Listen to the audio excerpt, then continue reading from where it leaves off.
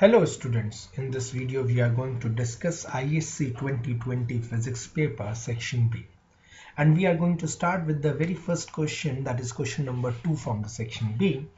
And the question number 2 says that you have been given a uniform wire. So there is a uniform copper wire having a cross-sectional area of 1 millimeter square and carrying a current of 5 ampere, and the question says you to calculate the drift speed of the free electrons. Now students, this question is of 2 marks. In section B you would get all the questions for 2 marks only. Now, how to proceed such type of problem? Remember, before I go ahead in the detail of solving of this problem, you need to understand that every numerical problems require at least 3 basic steps, and I have always told my students to learn them as FSAU. If you forget these 3 basic steps, you would always land up with losing of the marks. The first step says state the correct formula. So you need to state the correct formula. Then you need to go for a correct substitution. The second step is all about correct substitutions, substituting the values correctly in that formula, the correct substitution. And then it is all about the answer to be mentioned with the proper unit, answer with the unit. So if you are able to take hold of this rule, of which I call it as a Fasao rule, you would always land up with the correct answer and you would land up with the marks. Eventually everything comes down to the marks. So बच्चों, marks पाने के लिए, marks को correctly capture करने के लिए अगर आप इस फसाओ रूल को ध्यान में रखेंगे, then it will become easier for you to capture those marks. Now I'm going to refer to this Fasao rule with the question number 2 sub part A.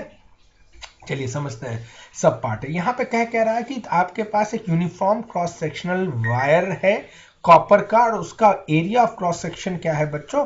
उसका एरिया ऑफ क्रॉस सेक्शन दे रखा है 1 millimetre square. बच्चों यहाँ पे area of cross section 1 millimetre square दे रखा है। अब ध्यान रखिएगा, जब कभी भी किसी भी फॉर्मूले में आप इसको सब्स्टिट्यूट करेंगे तो जो भी डेटा सब्स्टिट्यूशन होता है वो सिर्फ और सिर्फ एसआई यूनिट में होना चाहिए। तो अब अगर आप मिलीमीटर में लेके जाके वहां सब्स्टिट्यूशन करेंगे तो डेफिनेटली है वो आपसे गलत होने वाला है। तो यहाँ पर मिलीमीटर को मुझे मीटर में चेंज करना है, तो मिली का मतलब क्या होता है बच्चों? वो होता है 10 टू द पावर ऑफ -3। तो ये ध्यान रखना है, मिली, सेंटी, ये सब प्रीफिक्सेस थे। तो मैं एक जगह जहां यहाँ पे थोड़ा सा प्रीफिक्सेस के बारे में बता दूं, मिली होता है 10 to the power of -3, centi होता है बच्चों 10 टू द पावर ऑफ -2। तो ये बड़े कॉमन न्यूमेरिकल्स में मिलने वाले प्रीफिक्सेस हैं, अगर आप इनको दिमाग में रख के चलेंगे, मिली, सेंटी। कुछ और जैसे कि माइक्रो, ठीक है बच्चों, तो माइक्रो अगर कहा जा रहा है तो माइक्रो का मतलब क्या होता है? 10 to the power of -6। So please take care about this. Micro symbol हो गया mu and it happens to be 10 to the power of -6। तो ये 2-3 बड़े कॉमन प्रीफिक्सेस हैं जो आपको न्यूमेरिकल्स प्रॉब्लम में मिलेंगे। चलिए यहाँ पे coming back to the problem, यहाँ पे एरिया दिया हुआ 1 millimetre square, 1 milli means 10 to the power of -3, तो millimetre square will be 10 to the power of -6। So area of cross section happens to be 1 into 10 to the power of -6 metre square. तो बच्चों मैंने किया क्या, यहाँ पर जो prefix के साथ मुझे वैल्यू दी हुई थी उसको मैंने एसआई यूनिट में कन्वर्ट कर दिया। करंट कितना कैरी कर रहा है वायर? वो करंट कैरी कर रहा है 5 एम्पियर का। मुझे फाइंड क्या करना है? ड्रिफ्ट स्पीड फाइंड करनी है। और free electron density small n, free electron density कितनी दे रखी? 2 into 10 to the power of 28 पर मीटर क्यूब है, पर मीटर क्यूब की ये डेंसिटी दी हुई है। तो बच्चों ये डेटा मेरे पास आ गया, पहला, दूसरा, तीसरा, और जो रिक्वायर्ड है वो ये। अब जैसा रिकॉल करने की कोशिश कीजिए कि क्या आपके पास कोई ऐसा फॉर्मूला है जो करंट और ड्रिफ्ट स्पीड को रिलेट करता है। अगर आप उसको रिकॉल करेंगे तो आपको याद आएगा कि आपने पढ़ा हुआ था I is equals to NAEVD। बच्चों ये एक इम्पॉर्टेंट फॉर्मूला है और आपको इसके ऊपर न्यूमेरिकल जरूर प्रिपेयर कर लेना चाहिए। आईएससी बोर्ड में ज़्यादातर numerical problems direct formula based आते हैं, तो इसलिए सबसे पहली चीज़, अगर आपको फॉर्मूला याद है तो you have stated correct formula, तो करेक्ट फॉर्मूला वाला पार्ट यानी एफ पार्ट आपका करेक्ट हो गया है बच्चों। अब देखिए इसमें फॉर्मूले में करेक्ट सब्स्टिट्यूशन करना है, तो आपको मालूम होना चाहिए यहाँ पे टर्म्स की मीनिंग क्या है। Small N in this expression stands for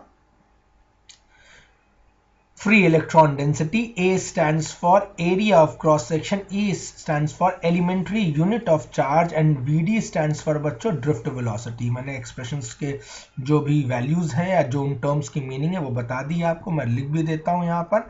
VD is drift speed of the electrons, E stands for elementary unit of charge, elementary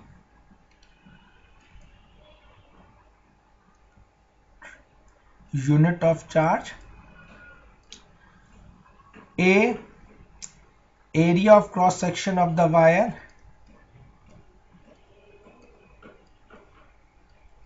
and बच्चों n क्या है इसमें, that is free electron density. अब मुझे करना क्या है, यहां पे मुझे वैल्यूज को सब्स्टिट्यूट करना है, तो I is equals to, value क्या दे रखा है, चलिए सब्स्टिट्यूट करते हैं। n is 2 into 10 to the power of 28 into area of cross section 1 into 10 to the power of minus 6 metre square. जब कभी भी आप फॉर्मूले में सब्स्टिट्यूशन कर रहे हैं तो एज अ थंब रूल याद रखिएगा, substitution must be done in SI units. अगर आप ये छोटी छोटी बातों को दिमाग में रख कर चलेंगे तो आपसे मिस्टेक होने के चांसेस मिनिमल हो जाएंगे, मिनिमाइज हो जाएंगे। आगे चलिए, फ्री इलेक्ट्रॉन डेंसिटी हो गई, सॉरी, एंड आपने area of cross section substitute कर दिया। अब E is the elementary unit of charge, that is 1.6 into 10 raised to the power of minus 19 coulomb। And drift speed बच्चों कितनी है, यहां पर ड्रिफ्ट स्पीड हो गई आपकी, ओके, ड्रिफ्ट स्पीड आपको फाइंड करना है, तो ड्रिफ्ट स्पीड हो गई VD। और करंट जो फ्लो कर रहा है बच्चों, वो कितने एम्पियर का फ्लो कर रहा है, वो 5 एम्पियर का फ्लो कर रहा है, तो मैं करंट की वैल्यू की जगह यहाँ पर 5 एम्पियर यानी 5 लगा देता हूँ। तो बच्चों चलिए जा इसका मार्किंग समझ लेते हैं क्या क्या हो गया। यहाँ पे आपने इसमें करेक्ट फॉर्मूला स्टेट किया और करेक्ट सब्स्टिट्यूशन कर दिया। अगर आपने इतना स्टेप करेक्टली कर दिया है तो आपको 1 मार्क्स टीचर अवार्ड कर देगा, तो इतना करने पे ही आपको 1 मार्क्स अवार्ड हो जाएंगे। This is as per the marking scheme. ना अब मुझे ड्रिफ्ट स्पीड के लिए सॉल्व करना है बच्चों इस क्वेश्चन को, so let's solve it for obtaining the drift speed. So we will begin for solution of drift speed.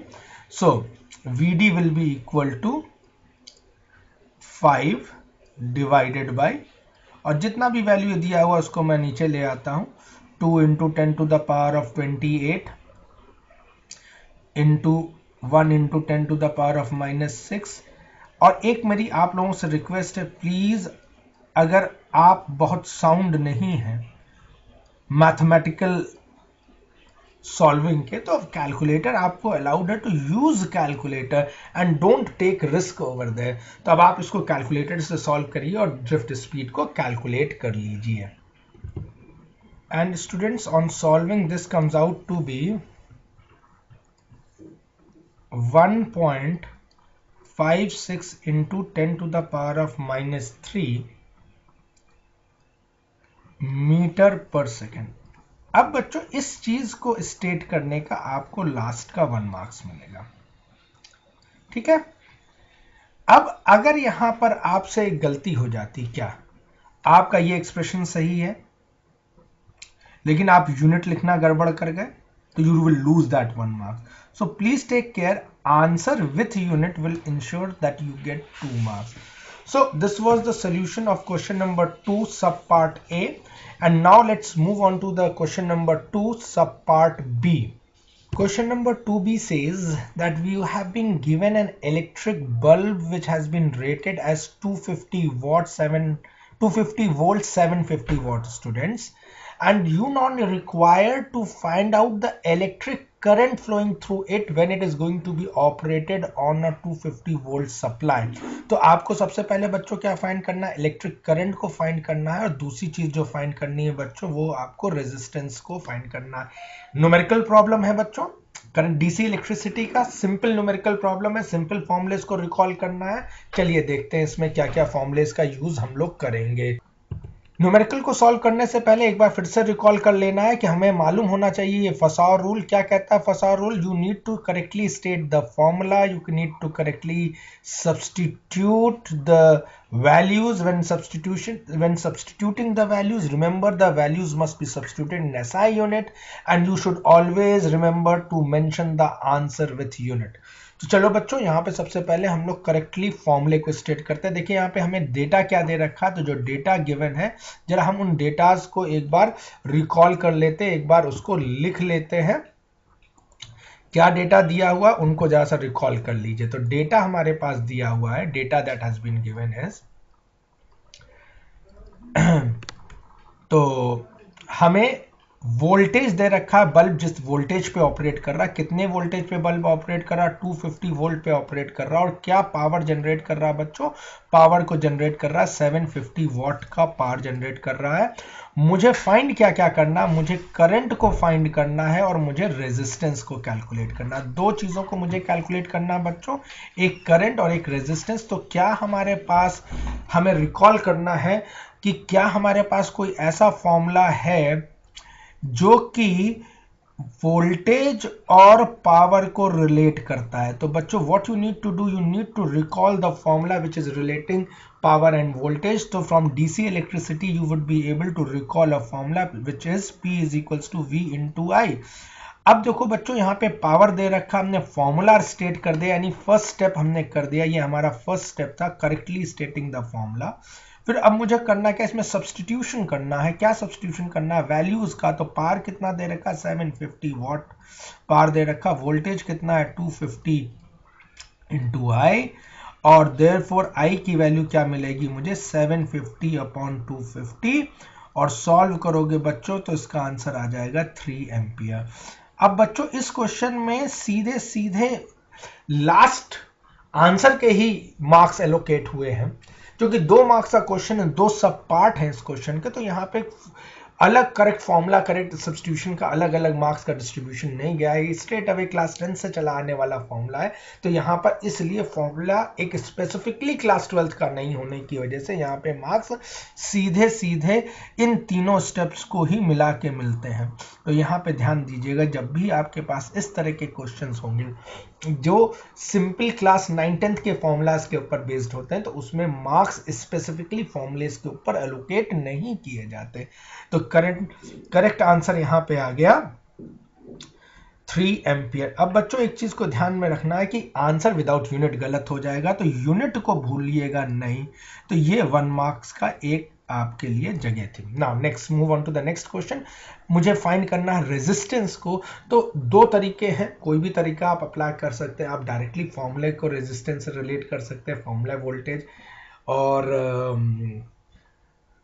Formula for power, voltage and resistance को रिलेट करके निकाल सकते हैं, या वोल्टेज, करंट और रेजिस्टेंस को रिलेट करके रिकॉल कर सकते हैं आप ओम्स लॉ से। जो आपको इजी लगे आप उसको फॉलो अप कीजिए। मुझे लगता है कि बच्चों को ज़्यादातर ओम्स लॉ याद रहता है, तो मैं एक यहाँ पे और उसको यूज कर लेता हूँ। तो यूजिंग ओम्स लॉ, तो यूजिंग ओम्स लॉ क्या कहता था बच्चों, V is equals to I R, वीर, ठीक है, ध्यान रखिएगा, V is equals to I R. V कितना है यहाँ पे क्वेश्चन में बच्चों 250 है। करंट अभी आपने निकाला है, कितने एम्पियर का करंट निकाला है आपने, करंट 3 एम्पियर का निकाला है। तो यहाँ से रेजिस्टेंस की वैल्यू आपके लिए निकल के आ जाएगी। So R comes out to be, solve कर लीजिए, 250 डिवाइडेड बाई 3 और ये निकल के आ जाएगा 83.3 ओम्स। तो 83.3 ohm, this could be the second answer. और बच्चों यही इसका करेक्ट आंसर भी होगा। और यहाँ पर भी मार्क्स आपको इस आंसर को ही ऑब्टेन करने के लिए एलोकेट किए जाएंगे, फॉर्मूले का और सब्स्टिट्यूशन का अलग से मार्क्स नहीं मिलेगा। तो ये हो गया आपका 1 मार्क्स के लिए। ऑल्टरनेटिवली इसको आप ऑल्टरनेटिव तरीके से भी सॉल्व कर सकते हैं, तो मैं नीचे इसका ऑल्टरनेटिव तरीका भी आपके साथ डिस्कस कर लेता हूं। तो ऑल्टरनेटिव तरीका क्या था, आप दोनों में से कोई भी तरीके को यूज कर सकते हैं। ऑल्टरनेटिवली आप क्या कर सकते हैं, you can relate power is equals to V square by R. अगर आपको याद हो तो पावर का, वोल्टेज का और रेजिस्टेंस का एक और रिलेशन आपने पढ़ा, power is equals to V square by R, और one can say R is equals to V square by P. अब आपको वोल्टेज कितना दे रखा था बच्चों, यहाँ पर वोल्टेज दे रखा है 250 volt. As per the question you can see the voltage has been given as 250 volt. तो मैं वोल्टेज को यहाँ सब्स्टिट्यूट कर देता हूँ 250, और इसका स्क्वायर करना तो 250 अपॉन 250, और पार कितना दे रखी थी बच्चों, दैट वाज 750 वॉट। तो मैं यहाँ पे 750 वॉट को सब्स्टिट्यूट कर देता हूँ, और तब मैं इसको सॉल्व करता हूँ, तब भी जो रेजिस्टेंस आएगा वो कितना आ जाएगा, 83.3 ओम का। तो either of the any one, either you can use this method, or what you can do, you can use the alternative method to get the resistance of the bulb. Both the methods are going to be marked correctly because the marks is going to be allocated only for this value of the resistance. So this was the solution of answer 2b part. Hope this would have cleared your doubts pertaining to this particular question. Okay guys, now let's move on to the third question over here. The third question says that write an expression for force per unit length between two long current carrying wires kept parallel to each other in vacuum, and hence you need to define an ampere and find the SI unit of current. So students, this is a wonderful problem, and coming from the magnetic effect of current. So you need to understand this entire topic, and here in this particular year of 2020 this question has been asked for 2 marks, but बच्चों ये same question कम से कम 3 से 5 marks के बीच में भी हो सकता है, अगर instead of this word right अगर ये वर्ड हो जाता डिराइव। ठीक बात है। तो मैं यहाँ पर 2 मार्क्स के हिसाब से भी आपको इसका सोल्यूशन दे रहा हूँ, और साथ ही साथ 3 से 5 मार्क्स के रेंज में अगर ये क्वेश्चन जाता है और वहां पे आ जाता है कि डिराइव एन एक्सप्रेशन, तो वो भी मैं आपके साथ कर रहा हूं। तो मैं सबसे पहले डिराइव करूंगा इस एक्सप्रेशन को, और फिर वो जो एक्सप्रेशन का रिजल्ट आएगा वो 2020 के लिए हमारे राइट एन एक्सप्रेशन का पार्ट बनेगा, जहां पे डायरेक्टली 1 मार्क बच्चों को एलोकेट किया जाएगा, और फिर डेफिनेशन ऑफ 1 एम्पियर जो फर्दर 1 नंबर का क्वेश्चन हो सकता है वो बन जाएगा। तो चलिए यहां पर इस क्वेश्चन नंबर 3 का सोल्यूशन देखते हैं। तो बच्चों यहां पर है कि 2 long parallel current carrying wires हैं। तो बच्चों सबसे पहला ये मेरे पास पहला करंट कैरिंग वायर है, वायर नंबर 1। तो ये वायर 1 है, और इस वायर 1 में कितना करंट जा रहा है, मैं मान लेता हूं 1 में I1 करंट जा रहा है। तो ये वायर 1 है which is carrying some current I1। और बच्चों यहाँ पे हमारे पास ये दूसरा वायर है जिसको मैं कह रहा हूं वायर 2, और बच्चों वायर 2 में जो करंट जा रहा है वो हमारे पास I2 करंट जा रहा है। तो मैं यहाँ पर 2 वायर्स को लेके चल रहा हूँ, पहला वायर 1 और दूसरा वायर 2। तो ये हो गया आपके पास, ये हो गया ब्लू कलर से मैं बना दे रहा हूँ आपके सामने, ये वायर 2। और वायर 2 में जो करंट जा रहा है वो वायर 2 का करंट है बच्चों I2। तो 2 डिफरेंट वायर्स हैं, एक I1 एक I2, दोनों वायर्स इनफाइनाइटली लॉन्ग हैं और दोनों एक दूसरे के पैरेलल रखे हुए हैं, और इनके बीच का जो डिस्टेंस है बच्चों, उस डिस्टेंस d को मैं अभी कैपिटल D से इंडिकेट कर रहा हूं। चलिए अब इस वायर 1 की वजह से जो मैग्नेटिक फील्ड आएगी बच्चों वायर 2 पे, वो इनवर्ट डायरेक्टेड होगी using the Maxwell's right hand palm rule. तो ये जो मैग्नेटिक फील्ड है ड्यू टू द वायर 1 वो B1 से मैं डिनोट कर रहा हूं, और चूंकि ये वायर 1 डिस्टेंस D पे रखा हुआ है तो हर पॉइंट वायर 1 का डिस्टेंस D अपार्ट होगा, और हर पॉइंट पर इस इंटायर वायर 2 के ऊपर जो मैग्नेटिक फील्ड एक्ट कर रही होगी वो B1 होगी। तो magnetic field on wire 2, magnetic field on wire 2, magnetic field on wire 2 due to wire 1, और उसको हम लोगों ने क्या कहा है, उसको हम लोगों ने डिनोट किया है B1 से। तो बच्चों B1 की वैल्यू हो जाएगी mu naught I1 upon 2 pi d. So please take care. This is the expression for magnetic field due to wire 1 on wire 2, and let me call this equation as equation number 1. ठीक बात है बच्चों, तो ये बात आपके समझ में आ जानी चाहिए. This is the magnetic field due to the wire 1 on wire 2. अब इस मैग्नेटिक फील्ड की वजह से जब किसी भी मैग्नेटिक फील्ड में आप कोई करंट कैरिंग वायर रखते थे तो उसके ऊपर एक फोर्स लगता था. तो इस मैग्नेटिक फील्ड B1 की वजह से इस वायर के ऊपर जो फोर्स लगेगा उस फोर्स का जो एक्सप्रेशन होता था, तो what I am doing, I am writing down the force experienced due to force experienced due to या force experienced by wire 2 due to magnetic field of wire 1 due to B1. तो force का जो formula था बच्चों वो था F is equals to ILB sine theta. ये general formula है, ठीक है. मैं इस फॉर्मूले को यहाँ पे यूज कर रहा हूँ. फोर्स हो गया F, किसके ऊपर फोर्स की बात कर रहा हूँ, वायर 2 के ऊपर, इसलिए मैंने वायर 2 के लिए 2 लगा दिया. Force on wire 2 will be equals to I. What is the current flowing in the wire 2, that is I2.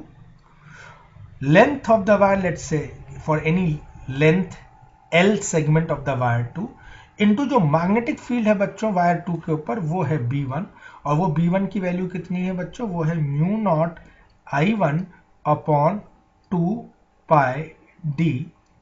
और angle theta is the angle between the current segment of the wire and the magnetic field. Magnetic field goes inside the plane of the wire, sorry, inside the plane of the paper, and the magnetic field is running parallel to the plane of paper. So theta comes out to be 90 degree.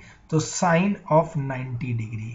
ठीक है बच्चों, magnetic field अंदर की तरफ जा रही है, ये ऐसे है, ये हो गया B1 inside the plane of the screen. अगर तुम स्क्रीन के ऊपर देख रहे हो तो inside the plane of the screen और inside the plane of paper. और जो वायर सेगमेंट है उसमें जो करंट फ्लो कर रहा है, due to that current flow this is running parallel to the plane of paper.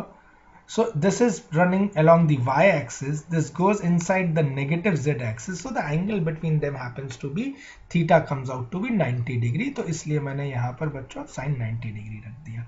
तो जो फोर्स आपके सामने निकल के आया sin 90 डिग्री की वैल्यू डेफिनेटली 1 होती है, वो आपको मालूम है. तो जो फोर्स एक्सपीरियंस्ड हुआ इस वायर 2 के ऊपर वो हो गया mu naught I1 I2 upon 2 pi d into L. What is L? L is the whatsoever the length segment you are talking about. So we are not interested in the force, rather we are interested in the force per unit length. बच्चों हम लोग किस में interested होते हैं, force per unit length में interested होते हैं. तो what we are looking forward to find out force per unit length. So therefore force per unit length यानी F2 by L will be mu naught I1 I2 upon 2 pi D. तो मैंने किया क्या, इस L को इधर transpose कर दिया, इस साइड ले आया, तो ये बन गया force per unit length on wire 2 due to wire 1. And similarly you can find out the force experienced by wire 1 due to wire 2 force per unit length. So the question was you need to write down the expression. So the correct answer will be, what will be the expression बच्चों, तो expression जो है सिर्फ मुझे expression करना है, write करना है, ये derivation part था. What I have shown you over here is the complete derivation of this particular thing. So just here in this particular 2020 the question was asked to write down that expression. So the expression for force per unit length यानी F upon L will be mu naught I1 I2 upon 2 pi d. अगर बच्चों ये expression आपने सिर्फ लिख दिया है तो आपको यहाँ पर 1 मार्क्स मिलेंगे. और इसके साथ साथ आपको जो भी सिंबल्स यूज कर रहे हैं उसकी मीनिंग बतानी होगी. What is I1? I1 is the current flowing in the wire 1. What is Y2? sorry, what is I2? That is current flowing in the wire 2. And what is D? Where D is the distance between the two wires. So ये definitions, expressions लिखते time आपको ये ध्यान जरूर रखना है कि whatsoever the symbols you are using, that symbols must be properly explained. So that is what was the answer expected from all of you. Now, what does the second part of this question says? This is for 1 mark, is stating the expression. Just you have to write down an expression. You have to state that expression. You don't have to derive this entire expression. I have derived this expression for long answers also. So you can simply go on by stating the derivation, and then they are saying to write down or define the value of an ampere. Now how can one define the SI unit of current, that is 1 ampere? So if I1 is equals to I2 is equals to 1 ampere and D is equals to 1 meter, then F by L will be mu naught upon 2 pi, because बच्चों I1 की value भी 1 हुई, I2 की value भी 1 हुई, D भी 1 हुआ, तो F upon L आ गया mu naught upon 2 pi, which in turn happens to be 2 pi,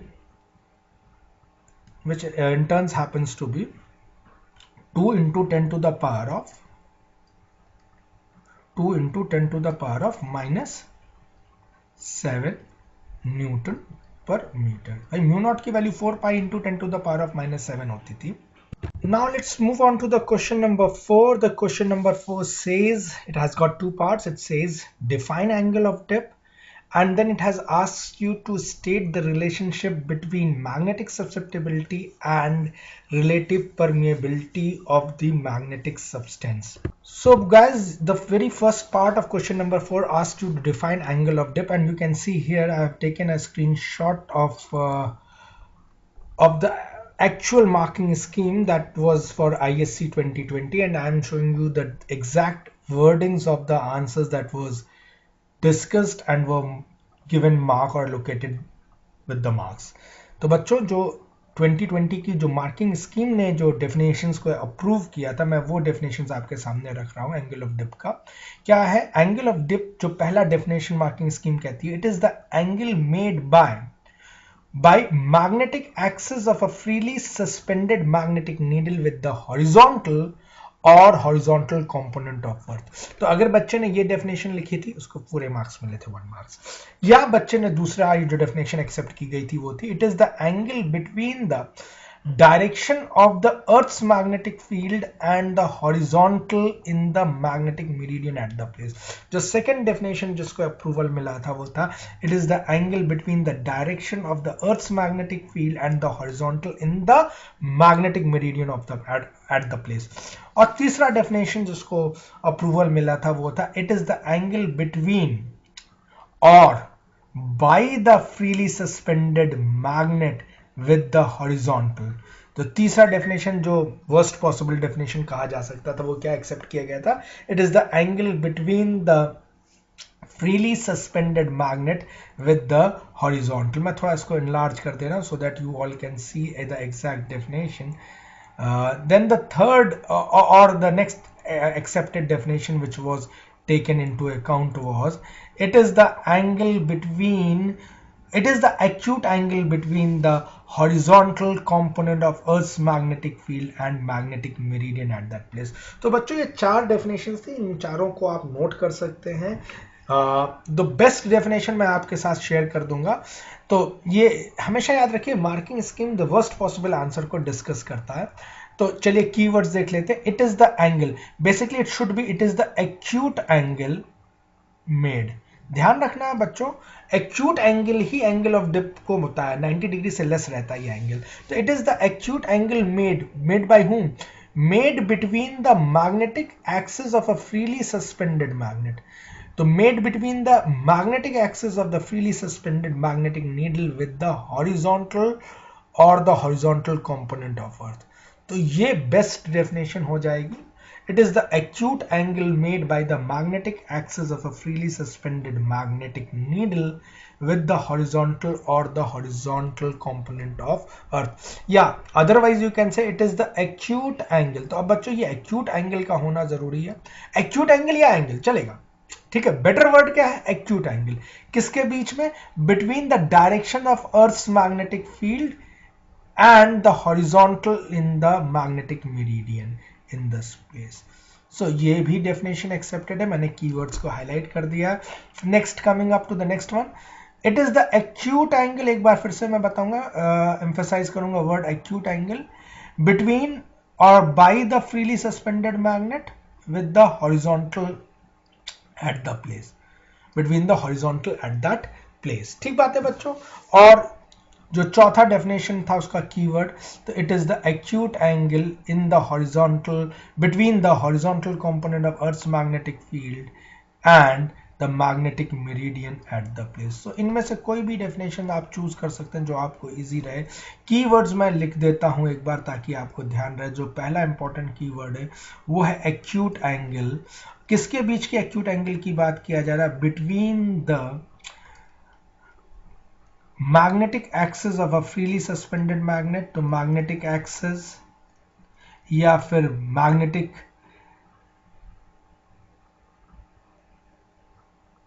meridian.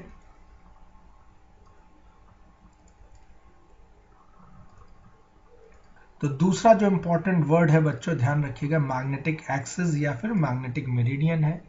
तो पहला कीवर्ड एक्यूट एंगल, ध्यान दीजिएगा, it is the acute angle. किनके बीच में एक्यूट एंगल है? Magnetic axis of the magnet कह सकते हो, मैग्नेटिक नीडल कह सकते हो, magnetic meridian at the place कह सकते हो. ठीक है, तो magnetic axis of the magnetic needle कह सकते हैं, सस्पेंडेड मैग्नेटिक नीडल कह दो, या मैग्नेटिक नीडल कह दो, या magnetic meridian at the place कह दो. And the horizontal. तीसरा इंपॉर्टेंट कीवर्ड क्या है बच्चों? Horizontal. Horizontal eight the place और horizontal component of earth magnetic field. Between the horizontal component of earth's magnetic field being. तो ये कीवर्ड्स हैं जो डेफिनेटली टीचर लुक फॉरवर्ड करेगा आपके इस आंसर में. बच्चों जब आप कीवर्ड्स मिस करते हो तभी आपके मार्क्स जाते हैं. So please be careful with your keywords. Many times the students goes for scrutiny and they land up without any appreciation of the marks. जब आप स्क्रूटनी में जा रहे हो और कोई मार्क्स एप्रिशिएट नहीं हो रहा है तो उसके पीछे कारण क्या है कि आपने वो इंपॉर्टेंट कीवर्ड्स मिस किए हुए हैं जो उन डेफिनेशंस के लिए जरूरत थी, या आप न्यूमेरिकल प्रॉब्लम्स को सॉल्व करते टाइम फसाओ रूल को फॉलो नहीं कर रहे हो. तो जब आपकी इन जगहों पर प्रैक्टिस नहीं है then only you lose the marks. So that is my advice to all of you. Look towards the important keywords while preparing the definitions, while solving the numerical problems. Look for Fasao rule, whether you are able to apply them or not. So that was the question number 4, A sub part. The B sub part is pretty easy.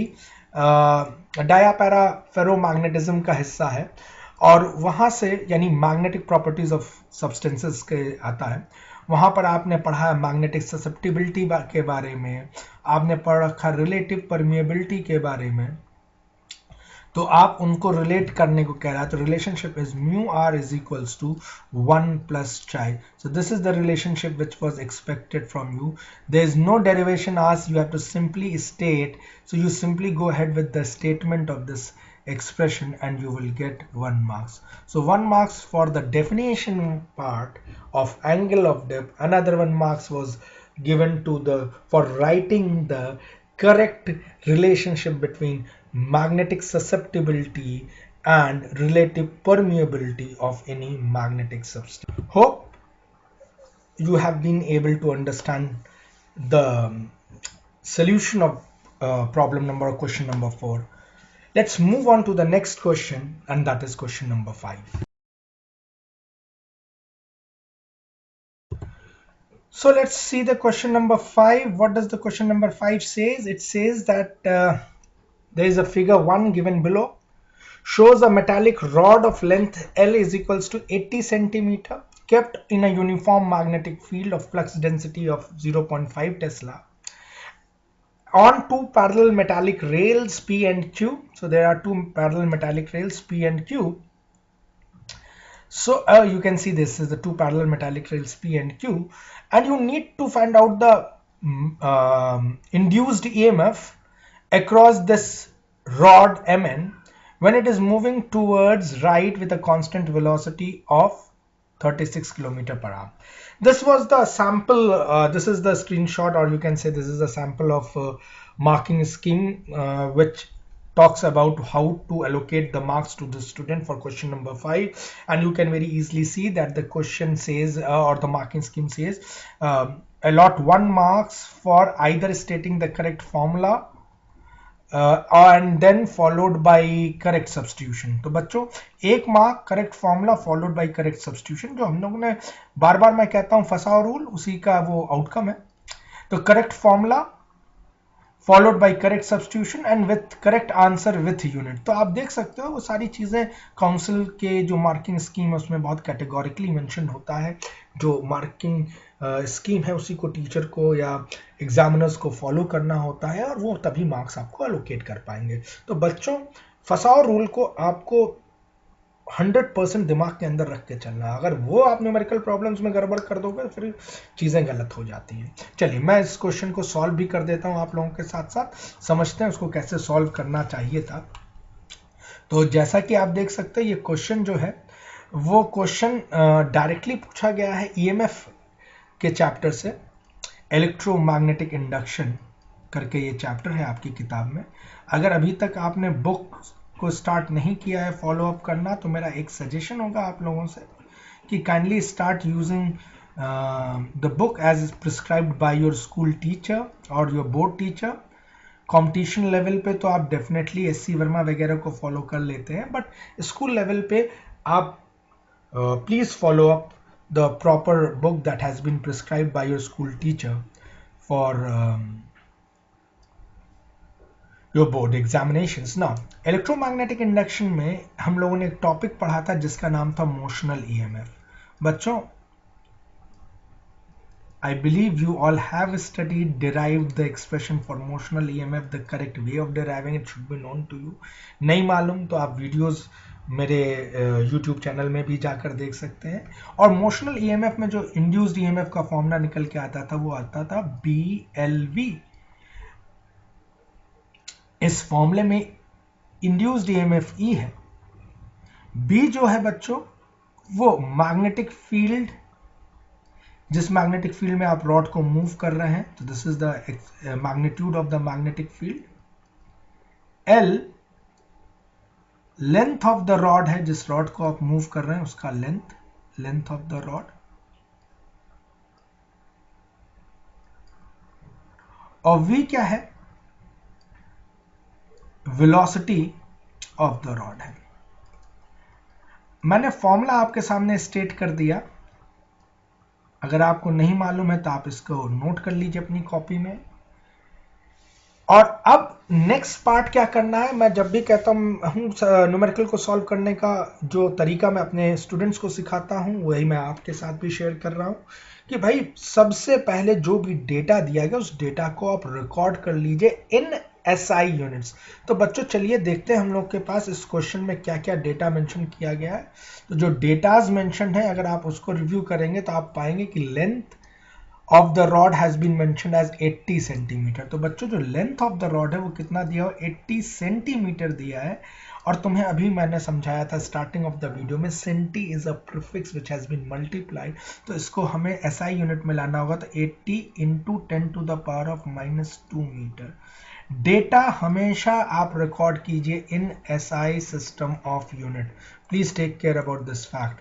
Next, what is the magnetic field in the region? The magnetic field in the region happens to be 0.5 Tesla and that is already in SI unit. बच्चों तो पहला data हमने record कर दिया length, दूसरा हमने record कर दिया मैग्नेटिक फील्ड। अब तुम वेलोसिटी को देखोगे तो वेलोसिटी जो रॉड की है वो एसआई यूनिट में नहीं है, क्वेश्चन के हिसाब से किसमें 36 किलोमीटर पर आवर, और इसको मीटर पर सेकंड में आपको कन्वर्ट करना पड़ा। 36 इंटू 5/18, 18 टू ज़ा 36, 5 टू ज़ा 10 मीटर पर सेकंड।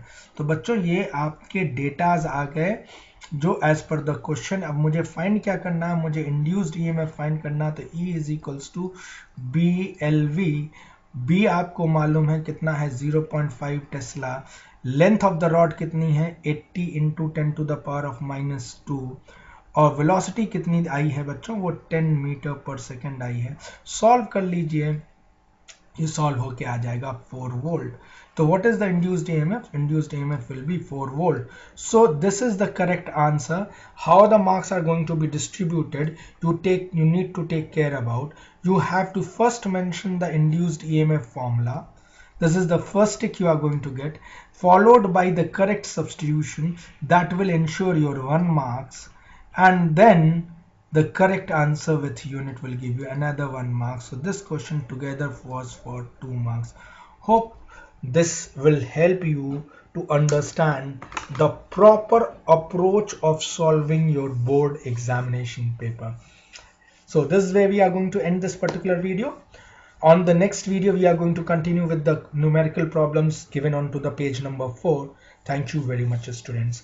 एंड अगर अभी तक आपने इस चैनल को सब्सक्राइब नहीं किया हुआ है तो please kindly go and subscribe this channel.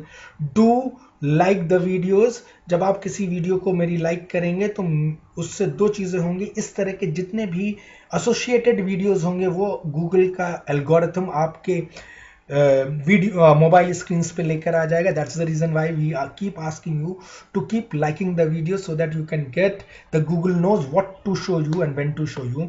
And the next thing is, अगर अभी तक आपने मेरे इस चैनल को अपने फ्रेंड्स और क्लासमेट्स के साथ शेयर नहीं किया है तो kindly share these videos so that we or I can get motivated to make several such videos for you all. Thank you very much, students.